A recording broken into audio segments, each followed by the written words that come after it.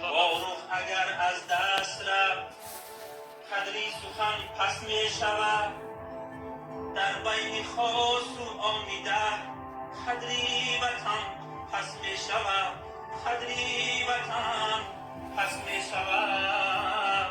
ای دوست رنگی جهان گم می شود، جیگر پر از خون می شود، در بوستان دوستان قدری چمن پس می شود، قدری چمن پس می شود.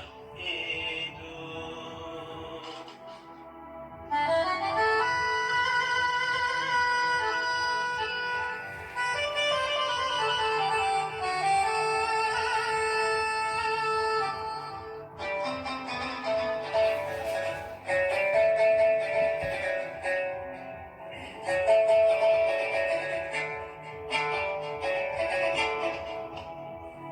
نامی سمرقند در دلو در زیر باری ننگ و نام، نامی بخارا در زبان چون تیر در تن می شود.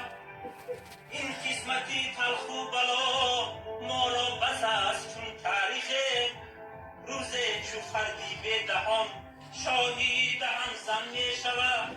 واروح گر از دست رفت قدری سخن پس می شود، قدری وطن پس می شود. ای دوست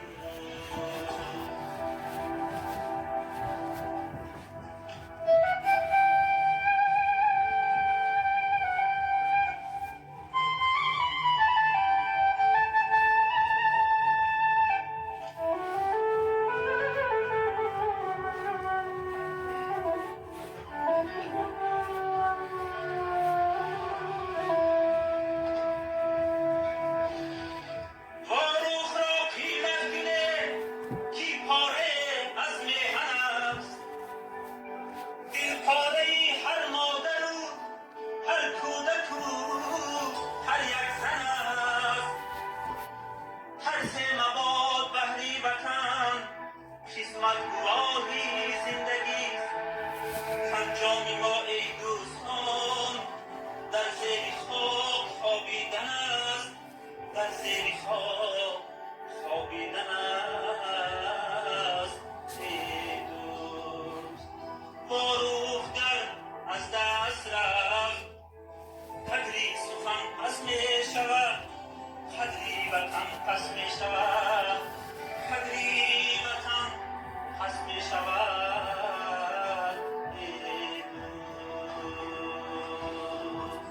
ما جوانان وطن همه وقت آماده هستیم برای حمایه واروح عزیزمون، دادگاهمون و برای حمایه تمام گوشه و کنار تاجیکستان عزیزمون. ما همه وقت وطن عزیزمون را دوست می‌داریم و کوشش می‌کنیم که برای آبادی وطن باز هم برای گل شکوفایی وطن سهم خود را گذاریم. زنده و سلامت باشید دوستان عزیز.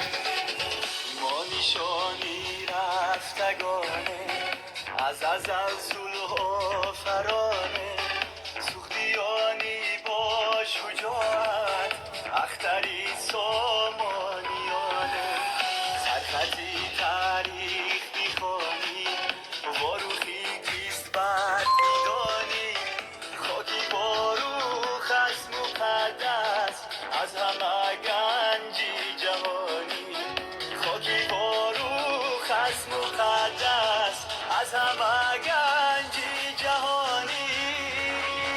واروح پاره‌ای جانی مرزی تاجدارانی، فخری به شمارانی خاکی تاجیکستانی. واروح پاره‌ای جانی مرزی تاجدارانی، فخری به شمارانی